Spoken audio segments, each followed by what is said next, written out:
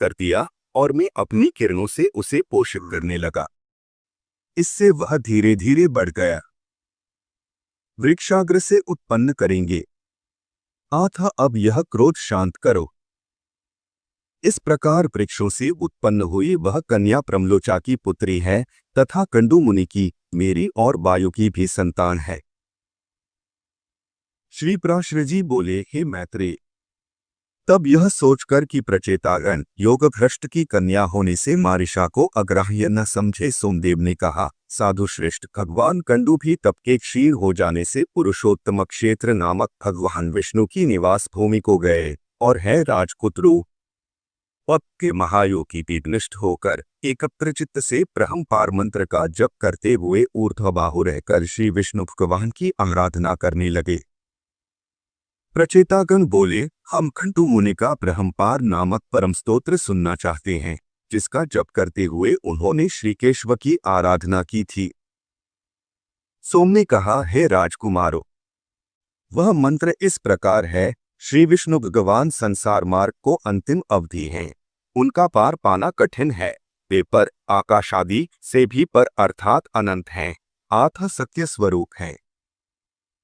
तपोनिष्ठ महात्माओं को ही वे प्राप्त हो सकते हैं, क्योंकि वे पर अनात्म प्रपंच से परे हैं तथा पर इंद्रियों के अगोचर परमात्मा हैं और भक्तों के पालक एवं उनके अभीष्ट को पूर्ण करने वाले हैं। वे कारण पंचभूत के कारण, पंच तन्मात्रा के हेतु तामस अहंकार और उसके भी हेतु महत्त्व के हेतु प्रधान के भी परम हेतु हैं और इस प्रकार समस्त कर्म और कर्ता आदि के सहित कार्य रूप से स्थित सकल प्रपंच का पालन करते हैं। ब्रह्मा ही प्रभु है, ब्रह्मा ही सर्व जीव रूप है और ब्रह्मा ही सकल प्रजा का पति, रक्षक तथा अविनाशी है। वह ब्रह्मा अव्यय, नित्य और अजन्मा है तथा वही क्षय आदि समस्त विकारों से शून्य विष्णु है। क्योंकि वह अक्षर, अज और नित्य ब्रह्मा ही पुरुषोत्तम भगवान विष्णु हैं, इसलिए उनका नित्य अनुरक्त भक्त होने के कारण मेरे राग आदि दोष शांत ही। इस ब्रह्मपार नामक परम स्तोत्र का जप करते हुए श्री केशव की आराधना करने से उन मुनीश्वर ने परम सिद्धि प्राप्त की। जो पुरुष इस स्तव को नित्य प्रति पढ़ता या सुनता है, वह काम आदि सकल दोषों से मुक्त होकर अपना मनोवांछित फल प्राप्त करता है। अब मैं तुम्हें यह बताता हूँ कि यह मारिशा पूर्व जन्म में कौन थी।